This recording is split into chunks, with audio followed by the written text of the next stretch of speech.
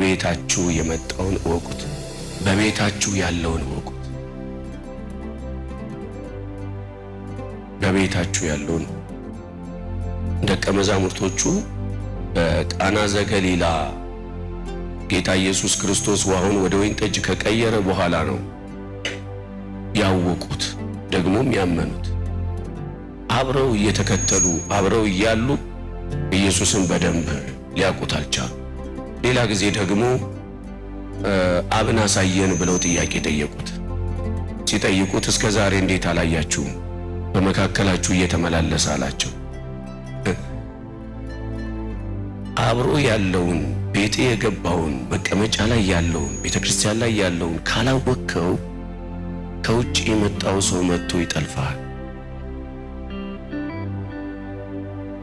ላንተ ከቀለለብህ አንተ ቤት ያለው ላንተ ከቀለለ አንተ ቤት ያለው ከቀለለብህ ለሌላው ሰው ከባድ ነው። ቤታችሁ ያለውን ወቁ፣ ቤታችሁ የገባውን ወቁ። ወደ ቤታችሁ የገባው ማን ነው? ቤታችሁ ላይ ያለው ማን? አንዳንድ ጊዜ በቤት ውስጥ የገባውን ካለማወቃችን የተነሳ ዝም ብለን ጠጁ አልቆ የወይን ጠጁ አልቆ ቤት ውስጥ የናዝሬቱ ኢየሱስ ተቀምጦ ጠጅ አሳላፊውም ዛጋም ያሉትም ደቀ መዛሙርቶች ሰርገኛውም ታዳሚውም በመካከላቸው ማን እንዳለ አላወቁ። ትንሽዬ የበራላት ማርያም ብቻ ናት። እሱ ባለበት ውስጥ እንዴት ችግር ሊኖር ይችላል? አብሮ ያለውን ወቅ። መንፈስ ቅዱስ ተባረክ። አብሮ እያለ ጀልባ ላይ የምትጮህ ሰው ትኖራለህ። ወዮ ጠፋው ልሞት ነው የምትል ሰው ልትኖር ትችላለህ። ጀልባው ላይ እኮ ኢየሱስ አለ። አለማወቅ ነው የሚያስጮኸን። አብሮን ያለውን አለማወቅ። 3 ዓመት ተኩል እየተከተሉት ያሉ ደቀ መዛሙርቶች ሳያውቁት በርቀት ላይ ያሉ ሰዎች ስለ ኢየሱስ ያውቃሉ። እጁ ላይ ተአምራትና ኃይል እንዳለ ሳያውቁ ምንም አይኑ የማያይ አይነ ስውር ለማኝ ደጅ ላይ የተቀመጠ ሰው ኮቴውን ሰምቶ አስቆመው። ኮቴውን ሰምቶ ይሄ ኮቴ የዳዊት ልጅ ኢየሱስ ነው፣ ይሄ ኮቴ የዳዊት ልጅ አረማመድ ነው።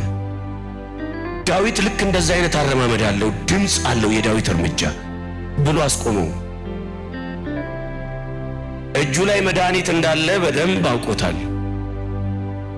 አንዳንድ ጊዜ ቤታችን የገባውን ካለማወቅ የተነሳ በሽተኛ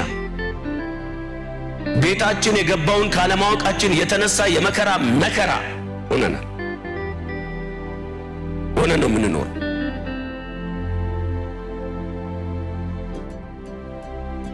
ቤታችሁ፣ ቀያችሁ፣ መንደራችሁ፣ ጓዳችሁ ላይ ያለውን በደንብ ወቁት። ማን ነው በቤታችሁ ያለው? ምንድን ነው? አይቅለልባችሁ፣ ግድ የላችሁ።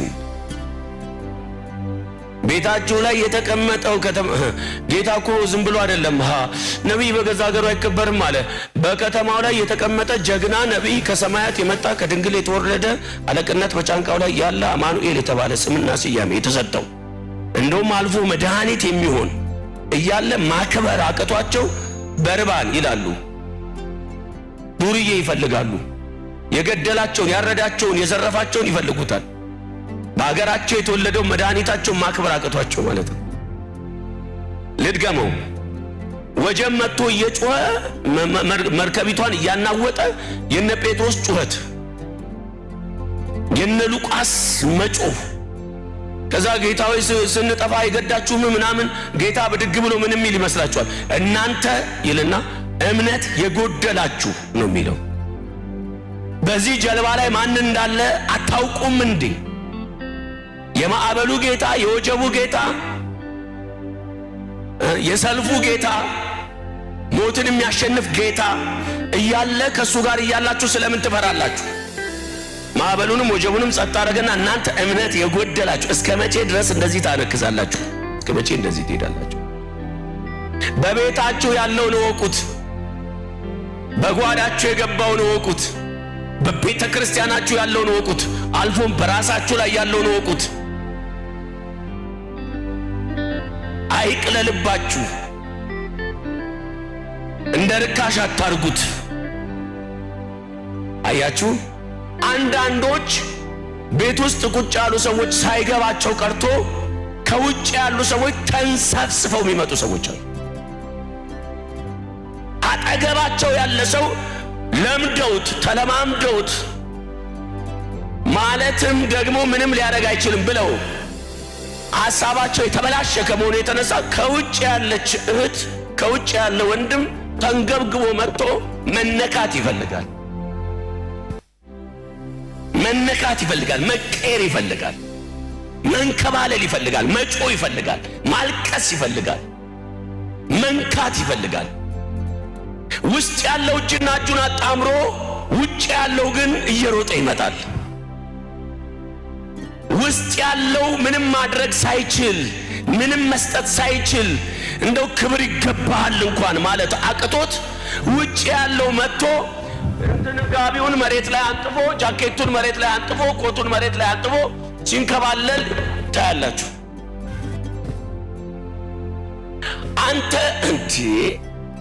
አንተ ካልገባ፣ አንተ ካልነካው፣ አንተ ካላየው፣ አንተ ካልዳሰስከው፣ አንተን ካልዳሰሰ ከኋላ የመጣ ሰው ተዳሶ ሲፈወስ፣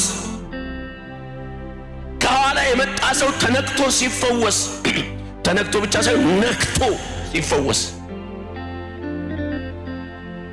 ነክቶ ሲፈወስ፣ ከኋላ የመጣ ሰው ከውጭ የመጣ ሰው ስለ ቤቱ የማያቅ እኔ አንዳንድ ጊዜ ግርም ይለኛል። ውስጥ ያለው ምንም ቦታ የሌለውን ከውጭ ያለው መጥቶ እንዴት አድርጎ እንደሚሰፈሰፍ አንተ እንዴት አላየኸኝም? በቤት ውስጥ የገባ የሆነ ዲያስፖራ የሆነ ሀብታም አይደለም፣ ነብይ ከሌ ምናምን አይደለም። ቤት የገባው አንተ ቤት ሲፈተሽ የሚገኘው ኢየሱስና ኢየሱስ ብቻ።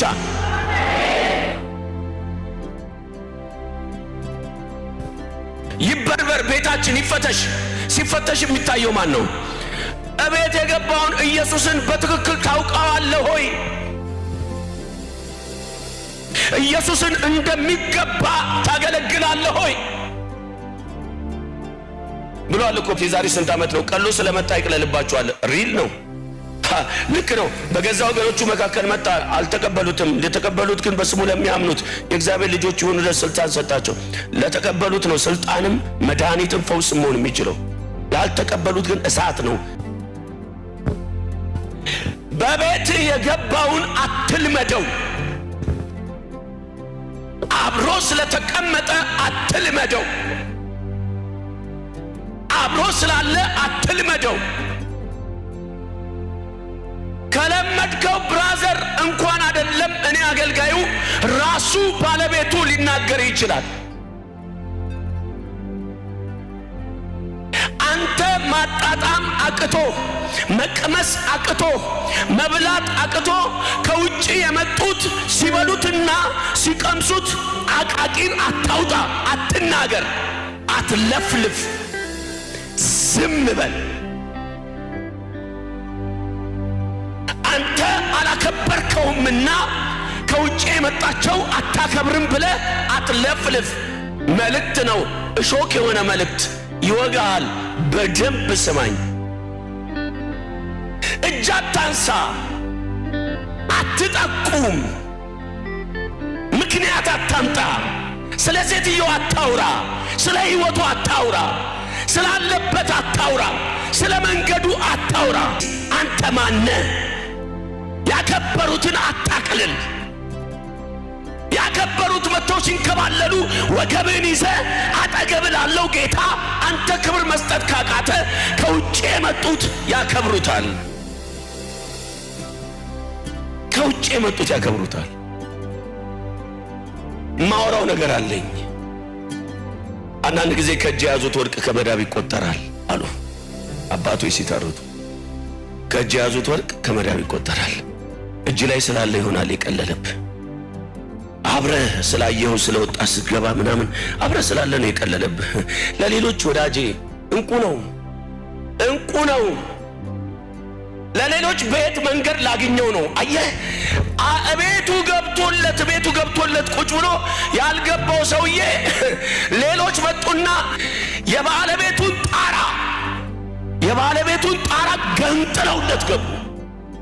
ውስጥ ያሉት ሳያምኑ፣ ውስጥ ያሉት ሳይቀበሉ ከውጭ የመጡት ጣራ ገንጥለው ውስጥ የገባው ማን እንደሆነ ስለገባቸው ያንን ለማግኘት ጣራ ገነጠሉ። አንተ ለማግኘት ነው የሚገነጥሉት፣ ለማግኘት።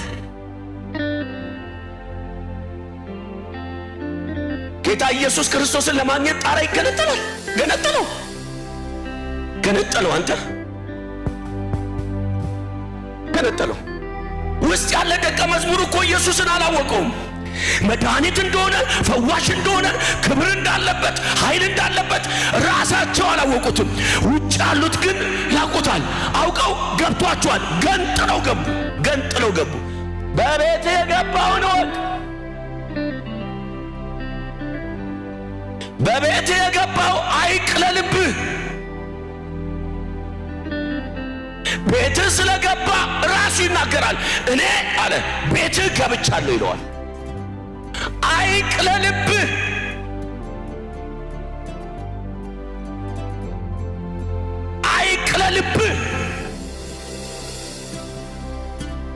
አንተ ተመርጠህ ቤቱ ገብተህ፣ አንተ ተመርጠህ አንተ ቤት ኢየሱስ ገብቶ እንዴት ነው የምታቀለው?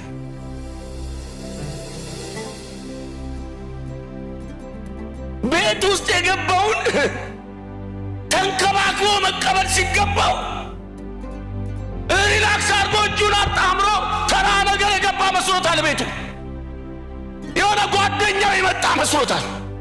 ወይም ወንድሙ የአባቱ ልጅ መጥቶ የተቀመጠ። ቤት ውስጥ የገባው የነገስታት ንጉሥ ነው። ቤት ውስጥ የገባው ኢየሱስ ይባላል።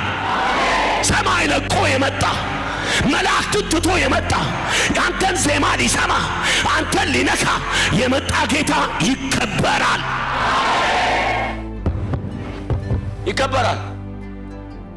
በቤት ያለውን አክብር ብራዘር። አዳን ሞት አይደለም አንተ ቤት የገባው። ጠጓር አይደለም አንተ ቤት የገባው። አንተ እንደቀላል ኢየሱስ ብለህ የምትለውን እልፍ አላፍት መላእክት የሚንቀጠቀጡለት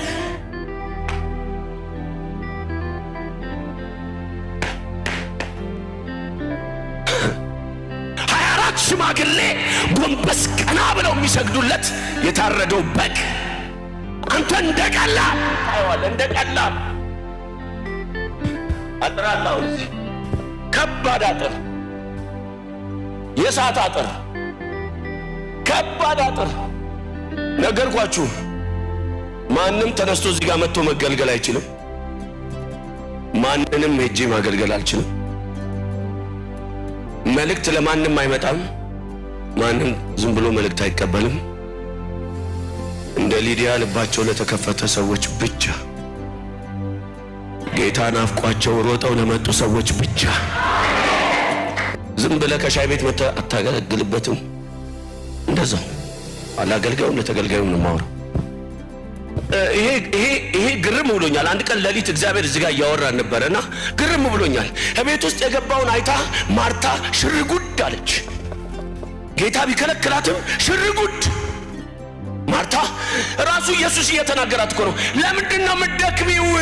ረጋ በይ፣ የሚያስፈልገው ትንሽ ነው ሲላት እሷ ጣብር ግፍ ትላለች። እንደው ከቻልክ ማርያምን አስነሳትና እሷም ከኔ ጋር ትስራ። የመጣው እኮ የናዝሬቱ ኢየሱስ ነህ። የመጣው እኮ እቤቴ የገባው ተራ ሰው አይደለም። እቤቴ የገባው ዝም ብሎ ሰው አይደለም። እኔ ቤት ያለው ኢየሱስ ነው አለች። ከረጋጊ አልረጋጋም እና ያለኝን በሙሉ መስጠት ፈልጋለሁ።